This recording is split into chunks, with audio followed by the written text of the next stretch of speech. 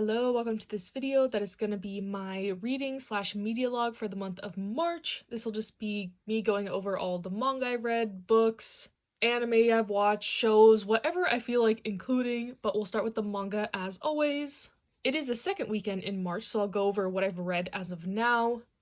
Starting with volume 4 of A Galaxy Next Door. I talked about this a little bit on Instagram, but this month is just gearing to be a really hard one for me, so I wanted to read something a little more comforting, you know? And of course, A Galaxy Next Door definitely fits that profile. I just adore this series so much. I don't know what it is about it, but I think just the adults in a romance, taking care of kids, it's kind of a workplace romance as well, just a lot of elements that I like in manga coming all together in this one. If you were hesitant about this because of the sci-fi fantasy elements in it, those are resolved in volume 3. But personally, those never really bothered me anyway, so I've been on board with the series since the beginning, and I do highly recommend it. And kind of in the same vein, I wanted something a little more fluffy and relaxing, so I read volume 6 of My Love Mix-Up. This is a series that has definitely grown on me. It's a BL one about these two guys in high school who started a relationship due to kind of a misunderstanding. So in the beginning there is quite a bit of back and forth and miscommunication and stuff like that, but I think the series has finally found its stride, and it's not going to be too long, only 9 volumes, so I'm going to be reading it to the end. This volume was pretty sweet. They're kind of pretty established, and I think time is moving quite quickly in this one. They're already in their third year of high school, talking about college and all that kind of stuff, so excited to see how this one will continue slash conclude. It's just a nice one that I like to read when I need a pick-me-up type thing. And kind of in the opposite vein, I decided to choose violence on the day that I read these. So yeah, My Hero Academia, I reread, I think volumes 30 to 33. I was just in the mood for it. I had seen a lot of people talking about the anime. They're adapting parts up to this volume right now. So I kind of just decided I wanted to reread some stuff. My Hero Academia is probably the series I've reread the most, other than Yamushi Pedal. It's just a series that I never get tired of. I always want to relive the story, and I've been keeping up with this, I think, since 2015, so I think that's saying something, that I'm still not tired of this series at all. Especially this kind of recent arc is really intense, really taxing. I mean, I cried rereading these. Definitely an intense part of the story, so I don't know why I wanted to relive this pain so much, but I did, and it was also nice to read these physically, as I usually just read on the Shonen Jump app. So yeah, always a interesting experience rereading My Hero. I wouldn't always say it's a pleasant and nice one, but it was good to kind of get my emotions out rereading this kind of stuff. Which sounds so weird to say. I know a lot of people kind of dunk on My Hero, saying it's basic or dumb or nothing special, but to me, it is special and one of my favorite manga. I don't know why I never include it when I talk about my favorites, but it is. And I highly implore anyone to check it out if you are in the mood for a superhero shonen battle action type thing. And then I picked up some series from the library. I mentioned in last month's video that my library reopened after being closed for 6 months for construction. So I kind of went wild picking up a lot of titles that even seemed remotely interesting. And one of those included I Cannot Reach You. I read volumes 1 to 4. And the reason I was interested in this one is because it has the childhood friends to lovers trope, which is one of my faves. And I will say, this series is okay. It's about these two guys in high school, they're childhood friends. This guy has had a crush on him for ages, but has never said anything to, preserve their friendship. And it's just a very slow burn romance. There's a bit of miscommunication and back and forth and confusion and feelings, and that is not necessarily my favorite way to go about a romance manga, so that's why I determined this as just okay. I think I'll continue it if my library continues to get the volumes, but I'm not obsessed with this, which is a shame because it has one of my favorite tropes and I'm always looking for more manga like this, but unfortunately this just wasn't my favorite thing ever, but it wasn't terrible by any means. And lastly, for this segment, I read volume 1 of The Abandoned Empress. I've been trying to get into some more manhwa recently, and they had this volume at the library, so I decided to check it out, and I'll say this one was also just okay, but I don't think I'll be continuing it. I just was really caught off guard in the first couple chapters. I will put the triggers here, but it was very jarring, and then once it kind of settled into the story, It definitely got better, but for me, it was just too kind of convoluted for me to want to continue. I don't know how to describe it, but basically, it's about this girl who was raised all her life to be the empress, but then it turns out that she is not the one that the prophecy wants to be the empress, so she kind of gets shunned and kicked out of her role, and she gets a chance to relive the story. And I don't know, it's just kind of confusing. There's fantasy elements. It starts out really dark. I've noticed that in a couple manhwa I've tried. The topics are really dark if you sit down and think about it. And I don't know if this is really what I want to be reading, and I think it's going to be harem too. There's lots of potential suitors for her, and I'm worried about the direction of the story. I think it's completed, but it's still releasing in English. Another one I may try if my library gets more volumes, but I'm not as hopeful about this one as I am with I Cannot Reach You. So yeah, like I mentioned, the library is a great place to just try random stuff out. I have a couple more series checked out that like I normally wouldn't read, but my library randomly has all the volumes, so why not when I don't feel like reading something that I already own? But yeah, I'll see you in the next clip. Hello, it is almost the end of March, and I'll go over some more stuff that I've read. Continuing with my I am super stressed out, so I want to read some like light, fluffy, comforting reads. I read volumes 14 and 15 of Yotsuba, so I'm officially caught up now.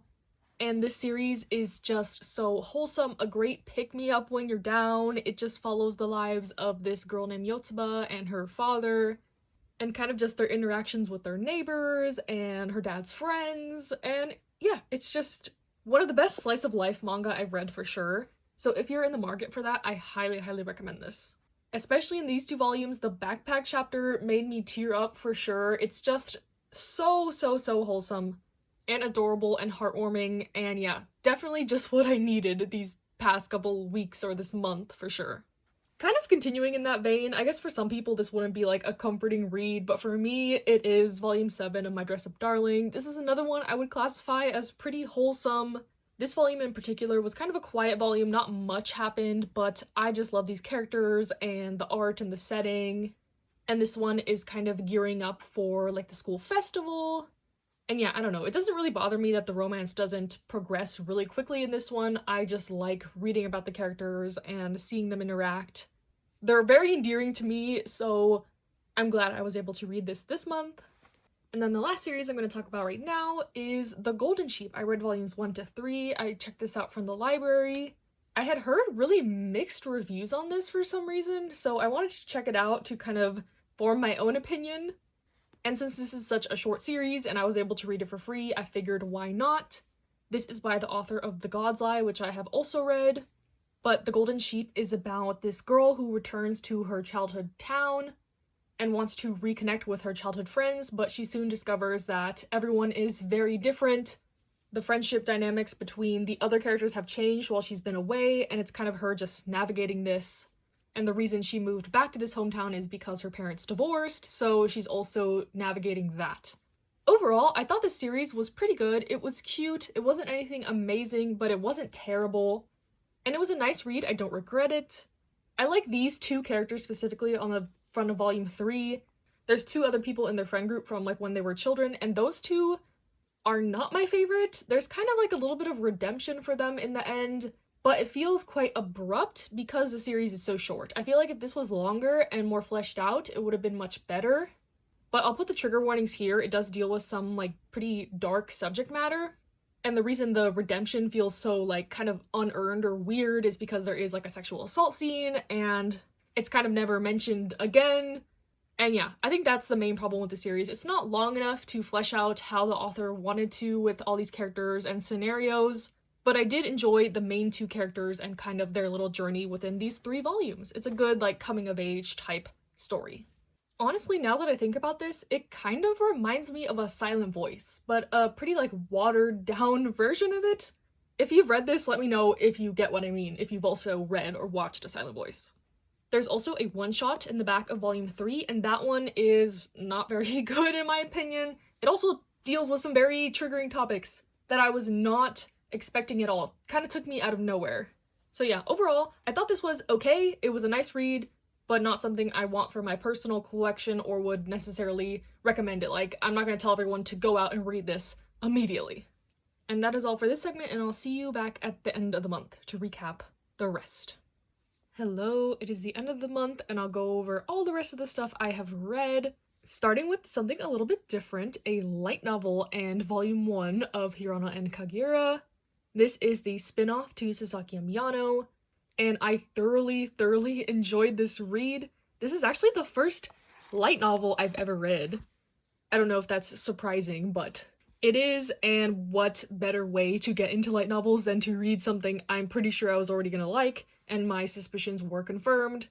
If you don't know anything about Sasaki and Miyano, this is basically a high school boys' love series focusing on the best friend and his roommate of one of the main characters in the series, Sasaki and Miyano. So this is chronicling them and their kind of journey getting to know each other. The school has a dorm system and they are roommates.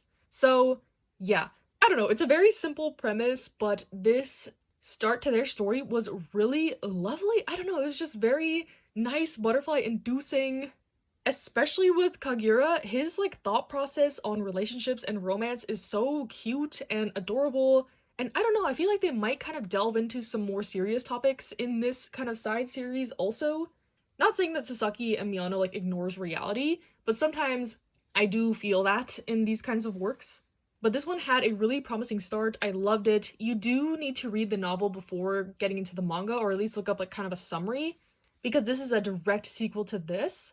And then in volume 1 of the manga, they have a timeline of how it fits into the Sasaki and Miyano story. But you can read this as a standalone. And honestly, I think I might like them as a couple more than Sasaki and Miyano. I never thought I would think that, because in the main series, they're kind of just there. You don't really get a glimpse or delve into their lives very much. But seeing the story from what's going on with them at the same time as Sasaki and Miyano, it's oh, okay, they are definitely captivating me. I am on board. I get the hype. So yeah, really excited for the future of this one. I know there's some more light novels coming out in this world soon.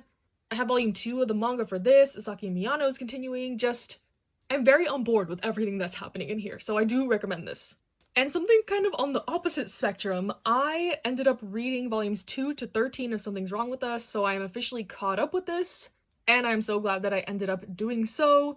During Barnes & Noble's buy one get one 50% off sale, I went all in and bought the rest of these volumes, and I sped through them in a day. The series is highly addicting. It is a kind of action-packed soap opera, telenovela type drama series. The main premise is that there's this girl who wants to get revenge for her mother, who she thinks was wrongly accused of murdering kind of her boss in the past. So now in the present time, she's coming back to where her mom used to work to try to kind of worm her way in, find out the mystery, and in turn kind of turn the family's life upside down. So it's a revenge plot, but of course those plots are never so simple. She gets romantically involved with the son of the family, and just stuff is not going how she thinks it's gonna go. There's so many twists and turns in this. Every volume leaves off on a cliffhanger pretty much, and it leaves you wanting more and more and more. So yeah, if you want a very messy, drama-filled, angsty romance revenge series, I would highly recommend this. And I'm having so much fun talking to people about this, specifically Keke-chan as a girl. Thanks for letting me kind of dump all my theories and working it out with me in the DMs, because this also has a mystery aspect. You're trying to see who really was the murderer, and the more you go on, the more clues you get, and it's really fun. And I think the series ends at 15 or 16 volumes, and then there's some volumes of side stories at the very end. So yeah, I can't say much more about the plot because things are constantly changing and evolving. I have this chart in my notes app of the progression of their relationship, and it's kind of funny. So if you want to talk about this with me, feel free to DM me or whatever. I want to have more people to talk about this with. But for now, I am eagerly awaiting more, especially with the cliffhanger on volume 13. But again, it's one where the cliffhangers are always there, so I don't know why I wanted to catch all the way up. Maybe I should have ended at an arc, but these volumes come out pretty quickly, so it's not I'm gonna be waiting a year to continue it, So yeah, that being said, I'll also put some of the trigger warnings here, and also there's some steamy sexual content. This is a mature series, but it is pretty tasteful in my opinion, and it does have relation to the plot. Not saying that fan service just for fan service is bad, but if you don't like that, I wouldn't worry about that in this series. It all matters. Everything matters, everything connects, everything has a purpose, and I'm really excited to see how it all wraps up because it's very intriguing and addicting and great. So yeah, glad I tried this out. This is definitely my favorite read of the month, which I was not expecting at all starting this month. This month has definitely been a whirlwind of a month. And then I read volume 3 of In the Clear Moonlit Dusk. I'm continuing to enjoy the series. It's a high school romance one between the two princes of the school. They're in their kind of trial dating period still in this one. And I think this was definitely the weakest volume so far, but not bad by any means. Kind of just nothing really went anywhere, and I'm excited to continue. But if it continues to be kind of stagnant like this, I won't continue much further. They added kind of like the love rival in this one, so hopefully that doesn't progress too much because that kind of annoys me. But I think I've been spoiled with some of the other stuff I've been reading that it hasn't had much of the whole kind of like love rival and people trying to get in the way of their relationship type stuff. So I was like, oh yeah, this is like normal, I guess, in manga, kind of having to like add conflict like this. But so far, like I said, this volume was the worst one yet, but it wasn't bad. I just want some more development with the romance or the plot. And what I was kind of alluding to when talking about In the Clear Moonlit Dusk was volume 5 of Imakoi. This is a series where like it is solely about this couple and their romance. This volume in specific was just so cute.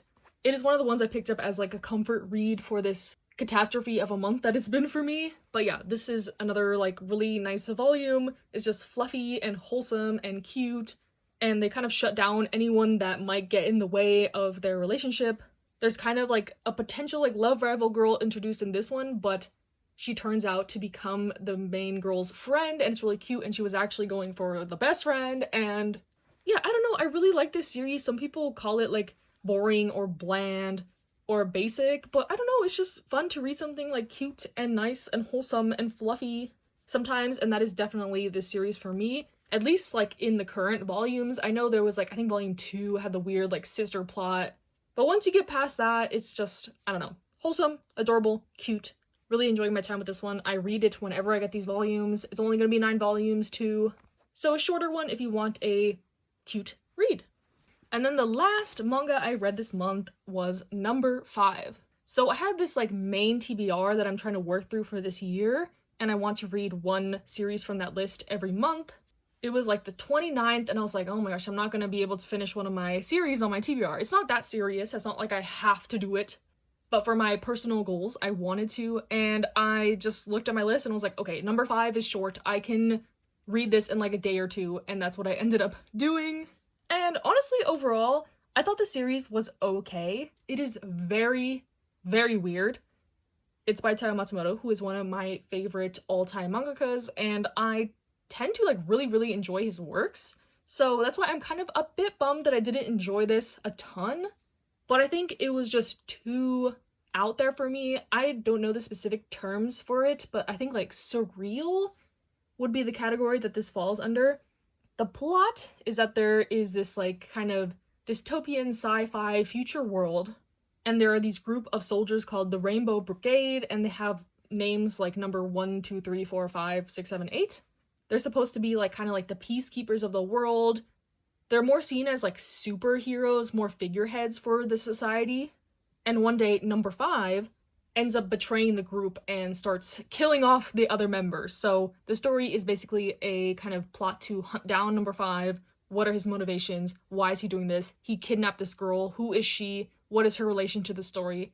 So yeah, it starts out with a pretty basic plot, but this series is just, it's weird. It's very weird, and I wouldn't say it's confusing.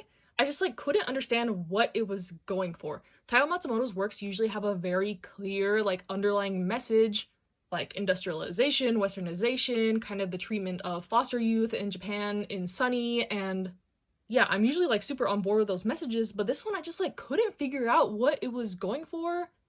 Maybe I'm just too small brain to understand, so if you've read this, let me know your thoughts and opinions and theories in the comments or DM me. But yeah, I don't know, I was kind of just like reading this and waiting for it to be over, which is never a good sign. Like maybe I should have paused and picked this back up later, but I feel like I'm gonna feel the same anytime I try to reread this. So needless to say, this is the first like dud in Taiyo Matsumoto's category for me, which is kind of wild to say, but it's the truth. I'm not gonna lie about how I felt about this. I know others like really love this and consider it like a masterpiece, but honestly, at some points, I was just like looking at the art. The art is amazing in this, especially if you like Taiyo Matsumoto's style, which I know is not for everyone.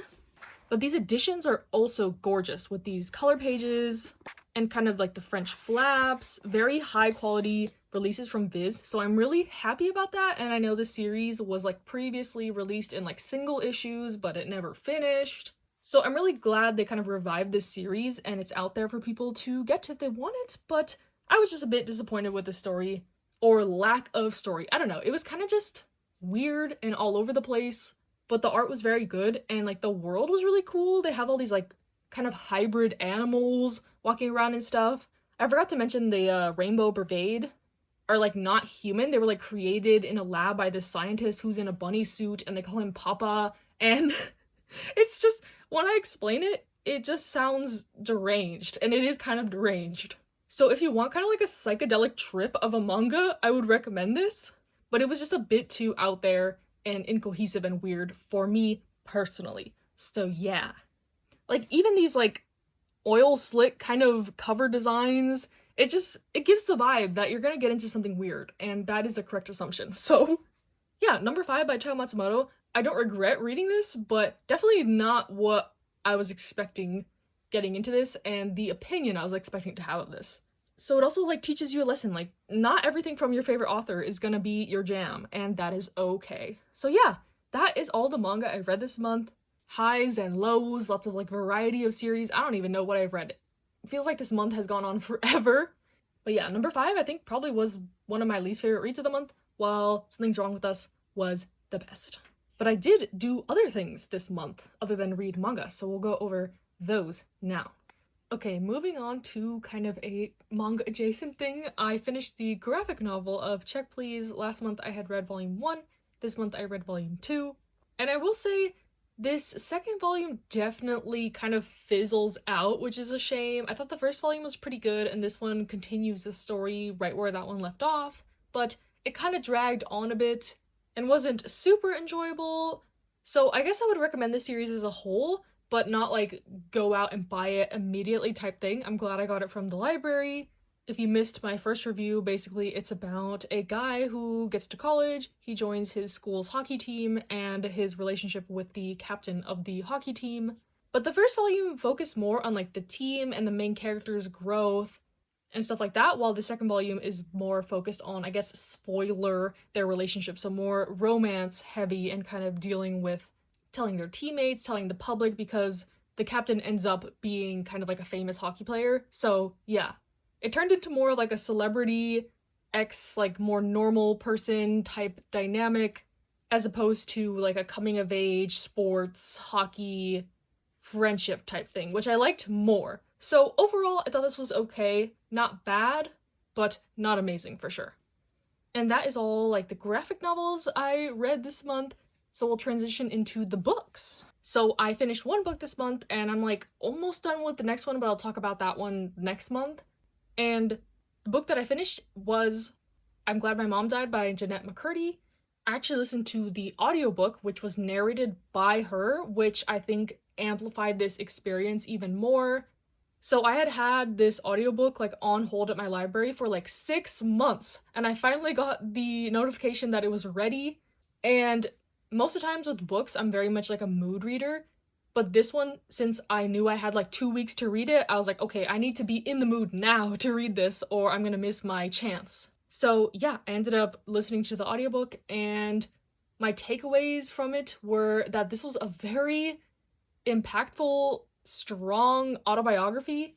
I don't know if I would call this necessarily enjoyable because it had like some really hard parts to read. Kind of the whole thing was pretty hard to read actually, slash listen to, which is where I think the like self-narration made it even better, because there was parts of it that she was like audibly choked up, and then you hear like the range of emotions going through her voice. And yeah, basically, if you don't know who Jeanette McCurdy is, she was a child actor, most notably on iCarly, which was a Nickelodeon show, which was definitely my time. I was a Nickelodeon girly. I liked all the shows from that network.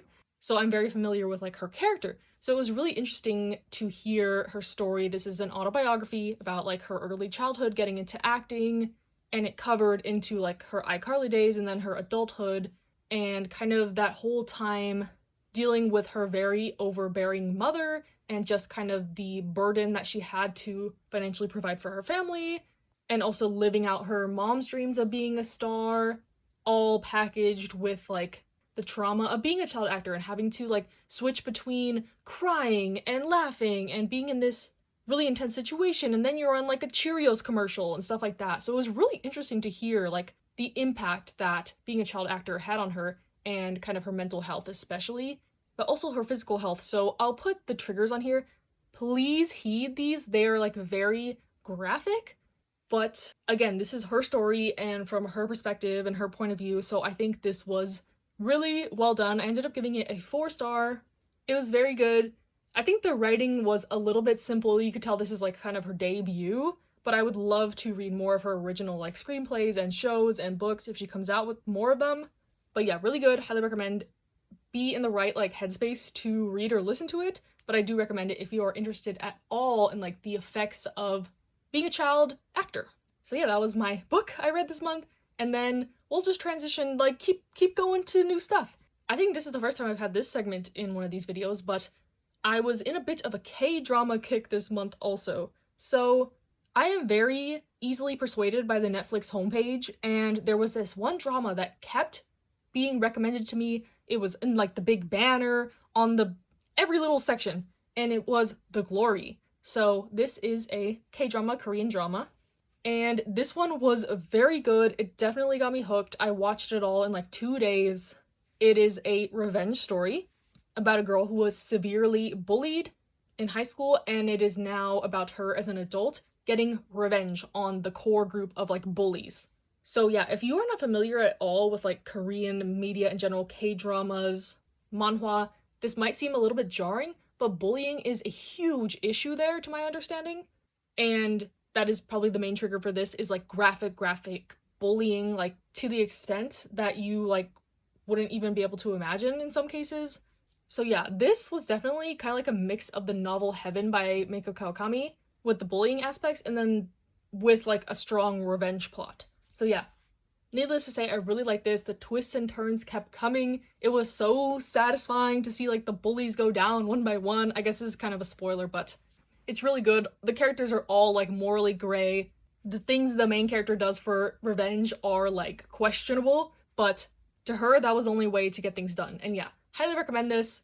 Again, please heed the triggers. I feel like I say this in every thing, and people might get annoyed with that. I don't know how y'all feel about this, but I don't really like when people ignore like really heavy subject matter and stuff they're recommending, and I also don't like when people are just like, look into the triggers. Like, I don't know, it's like not that hard to just include them, you know? That's why I try to do that so much, because I don't want someone to read or watch something that I recommend and then something comes at them out of nowhere, because it's happened to me a lot and it's just really annoying in my opinion. So I will tell you exactly what is going on in here with like the least amount of spoilerish possible, but I think it's better to err on the side of caution than to like worry about spoilers, you know? Like, I'd rather tell someone that there is a very graphic XYZ scene in this than like just have it be a surprise for someone later. So yeah, that's my thoughts on that. I don't know why I went on that tangent, but The Glory, very good, highly recommend.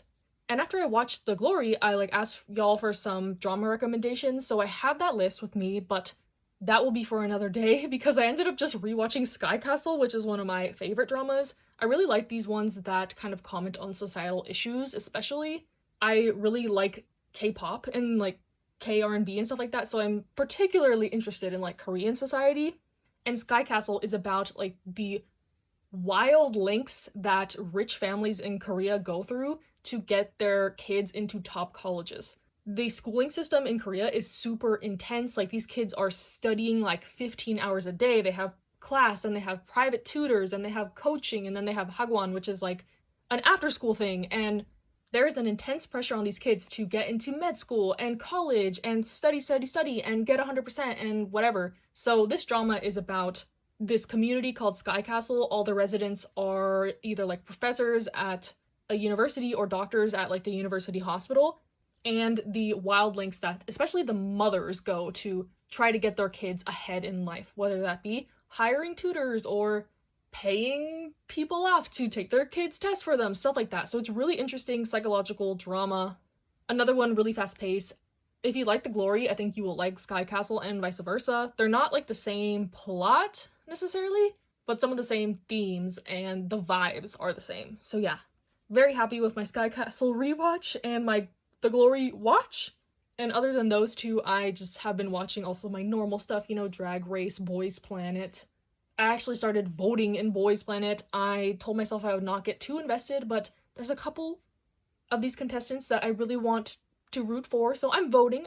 That's the extent of my like involvement. I'm getting into it so far. I don't know if I'll stay in the group that comes out of it. We'll see.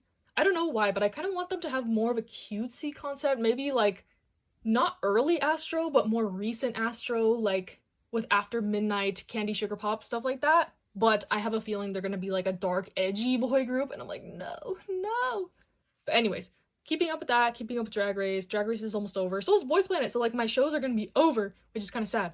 But yeah, I'll keep y'all updated with what I end up doing next month. Hope you enjoyed this kind of mishmash of stuff I did this month. It's been a while since I included like stuff other than manga, which is kind of fun. So let me know what you think. Stay safe, stay happy, stay healthy, and I'll see you next time.